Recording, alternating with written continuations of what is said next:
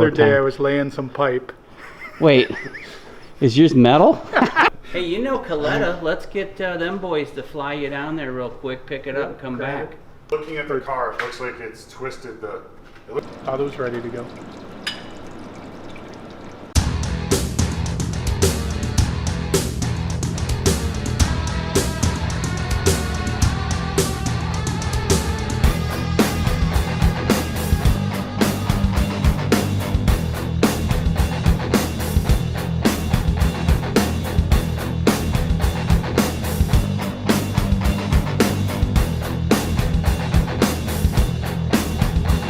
Ladies and gentlemen, you just witnessed history.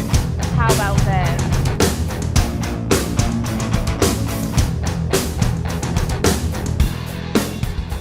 Clay Milliken been a buddy forever, so he has actually won 2 events this year. He actually just won at Mile High last weekend. So in honor of that, or not in honor, this was already in the works before, but Clay Milliken shirts are available on our merch site. So we're doing it for Clay because he's a buddy, so literally you go buy his shirts. He doesn't have a good spot for people to get them online just at the track. So we came out with a specific shirt that's just Sick the Mag shirt. So, and obviously Clay's big saying is stomp that loud pedal. So those over on the merch site. So sweet shirt. And then Clay sent us his Dentley shirts because we can sell those online as well. So you do get Clay's Dentley shirts that are online on the website too. So go get that stuff on the merch site. Grab some sick stuff while you're there. So us, it's just pass through. Clay makes some money off of it. We're just helping to distribute it for him. So thanks, guys. All right, guys, it is Thursday. We are supposed to be leaving for NMCA today, but 2.0 out of commission. We've been chasing an issue that we haven't been able to figure out. It is finally, the issue's finally been solved, but that also does relegate. There you go. It relegates 2.0 to a paperweight. We'll tell you why. So thanks for watching, but we do have a backup plan, so we'll share that with you too. Who can drive to Greg's house and just slap a new, well, that's a fabbed one, it's not the modular. Yeah, the modular one's in the car, the fab one's sitting on the floor ready to go. Yeah. Brand new. Yeah, just drive to Palm Beach, Florida, grab it, be back so we can test tomorrow. Well, it's only 20 hours there and 20 hours back, dude. It might be a little longer than that to Palm Beach. Is it Palm Beach more Yeah, than 20? It's like 22, 23 hours. Okay, Yeah. so what's an What's extra an 4, dude? extra? Come on. What's an extra 6 hours added to the Come trip? on, what the hell? Who cares? When you got 24 hours You to know do what? Brian's not been videoing much lately, so maybe he could just go and do it. it. You want to? But at 55 miles an hour, which is what B drives, how long is that drive? He does get lost too, doesn't he? He's wandered off a few times. Hey, you know Coletta. Let's get them boys to fly you down there real quick, pick it up, and come back. I mean, it's only 3 roads. It's only 3 roads even. It's only 3 so turns. it will be simple for you, Brian. B, 3 turns, you'll be there. Oh, damn. With 2.0, we have had issues going on, as you know if you're watching our videos, to where it hasn't been consistent with its launches. One thing that we've come to notice, because as a trailer hitch, because it's a street car, is that the wheelie bars are way cantered to the right, and we've checked the squareness on the housing to the brackets and everything that we can. Greg's in, so because we got different shocks coming for it, that we're changing shocks up and then making some 4-link adjustments, but then he's starting to go through and do a bunch of measurements to it because we think the problem might be in the housing. So I mean, what that's going to do to the fact that we're supposed to be testing tomorrow with it, don't know, because we don't have another housing to put in there. And if the housing is weakened, like, definitely horrible things can happen when you throw 5,000 horsepower to the housing. That definitely, I mean, as drag racers, we are always searching for the next weak link. So we don't want to have a link that started out weak before we started, and then we say, yeah, we probably shouldn't have done that. So, but Greg's looking at that when they're pulling the wheels off, and then checking some other stuff, but I mean, definitely it will not look good for racing this weekend. Should we confirm that the damage is in the housing and not something just simple, but we've kind of been haphazardly with everything else going on, looking at it every time we want to go racing, and then we go race anyway. But so we'll see what we find out. But it's almost a ½ inch too far forward, and Look across where the shock brackets mount on. It's only 1.5 inches of visual right here, and look how twisted it is in just that tiny bit. No, straight through. Look, you use that one and look at this one and try and compare them. Look at the sway links. They're not even parallel to each other, and they should be parallel to each other. So somehow, how in the hell do you twist the housing though? How the hell is that even possible? Oh, Tom. It's just Tom. It's just Tom. You were pointing over that way. So I'm like, oh, it's because it's Tom. All right, well. I know when the chassis broke, but it wasn't. Oh, you want me to take over for you? Here, let me take over. All right. Bobby manning the cameras. Yeah. So it's not that the pipe's oblong because you turn the pipe and it stays in It's the same not spot. pipe. You run water through pipe.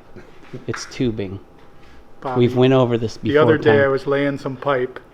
Wait, is yours metal? It's just metal. Okay, Brian. So you better make a decision right now, because you're fighting a terrible battle right now with that. You can't actually this make an adjustment and make it stay. It just wants to yeah, this has to be fixed. twist. Look at the adjustment on the forelink, how far away each one of them are. Like this side, the bar is, Christ, it's probably 1 inch longer than the other side.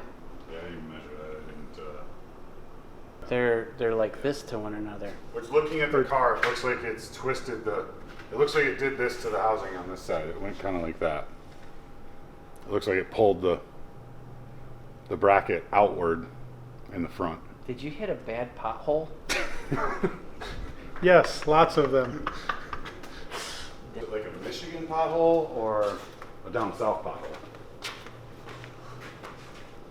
Well, Illinois, there were those potholes that they paved the inside of the pothole. Because the four-link bar should just be pointing straight. One of them points straight, the other one is not straight. Have you had the axles out of it lately? Can you get them out? There's a massive twist somewhere, which definitely explains our wheelie bar situation. Now, we've had a couple, I mean, this housing's been cracked before. We welded it up. And actually, the last thing we had was chassis had a break in it that got welded up. That was a while ago. The wheelie bar thing was something that we really found out after we replaced the wheelie bars with the new wheelie bars, when we made the new ones. But question is, which now it's like, and I guess just a check to see if the twist is affected, whether or not the axle still will just come out of it or not.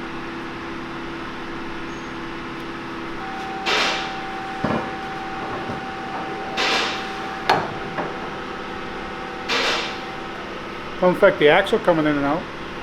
What's that? Doesn't affect the axle coming in and out. So for it to not affect that, it has to be that the housing is twisted. That the bracket is twisted, Yeah, right? correct.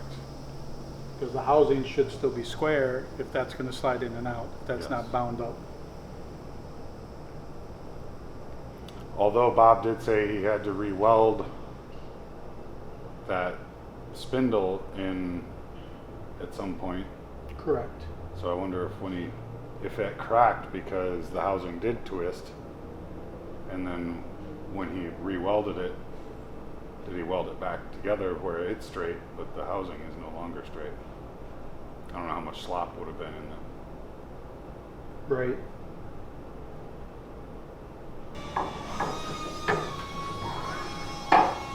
You look on this plane of this, I mean, this is what we're saying that is cantered, because when you go to shove this through, it is a 1/2 inch, which this is perfectly round, tubing, and it is a 1/2 inch in front of the hole on the other side, which means that it's cantered this way to let that go straight that direction. So It's got to be canted that way, plus it's got to be this way and this way, because we're landing in between, so we're landing below the hole. oh, that's true, we're not lined up exactly with the other hole height-wise. Yeah. Well, it's in such a tight spot. I mean, it's 16 inches. Like, how is there enough room with the amount of stuff? But I guess whatever. You multiply stuff by power, by twist, by who knows what else. That's half of why I mean, obviously the housing needs to be narrow to clear the tires, but also the narrower all that stuff gets, the stronger it gets. Right.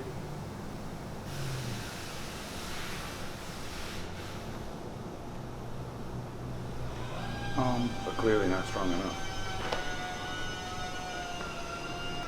So basically what that means is it'd be a waste of time to try and race this car, because it explains the inconsistency, but also in the prayer that doesn't break or continue to twist further on every pass. I mean more than likely it's continued to get worse. Do you think? Yeah. I The mean, bars are more crooked. They get more crooked every time the car gets run. The bars keep going to the passenger side of the car. So literally it keeps bending, as you know, with anything metal. It's going to bend until it breaks, and if it breaks on a pass, then that's ugly. So somehow it is moving the center part of the. So we didn't think anything of it, that every time after I race it, then there's a little crack, Bob welds it. Next time, little No. crack, Bob welds it. No. Next time, little crack, Bob welds it. Bob welded that almost 2 years ago. So, well, no, and it was cracking right all the way around it. It wasn't When I just welded one it. side. Yes. Right. But obviously something. That was like my first week of employment, was rebuild the entire car and then find other trinkets throughout that they didn't know about. Like, hey man, it's leaking, so there's probably a crack, and sure as hell, this whole side was damn near cracked around the spindle. So I welded that back together and then rebuilt all these panels from the fire. I always thought the most force was on the passenger side. Well, who's to say which one is bent though? You'd have to take it apart and go off the face of the housing to see which one is. Yeah, I guess we technically don't know. It could be We just both know of it's them. bent. We don't know which side for sure.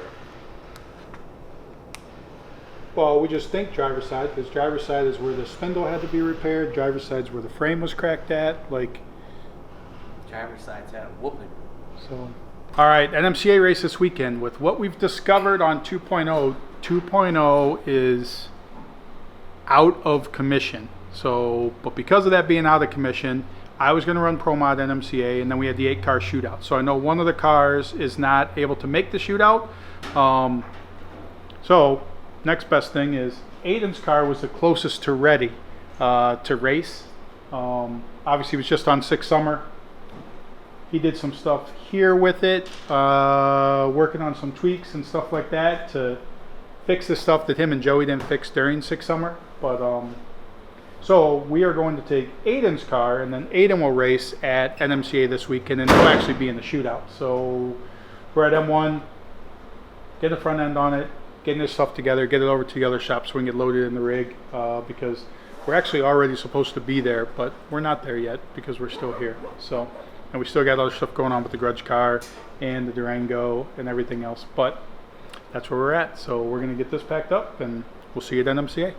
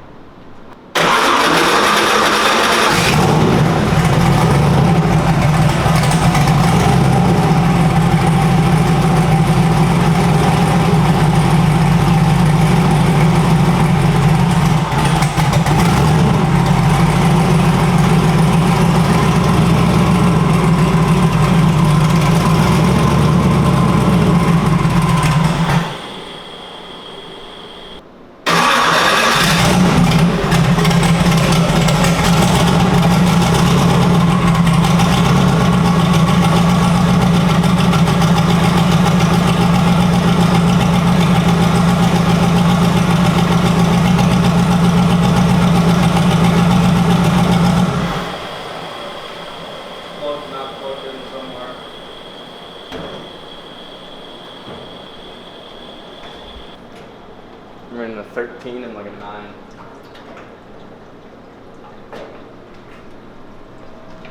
Auto's ready to go.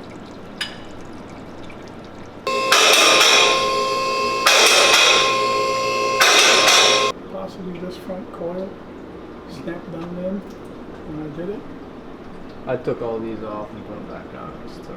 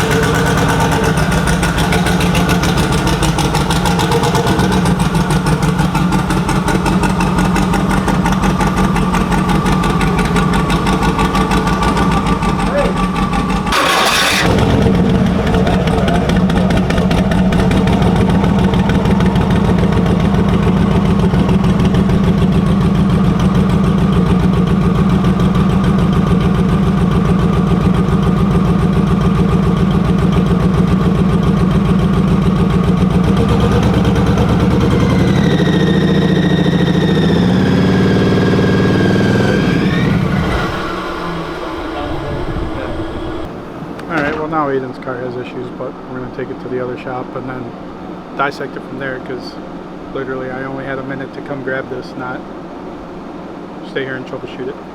So I'll troubleshoot it there. Obviously he did something, because it's one of the cylinders isn't firing. So, right? Yeah.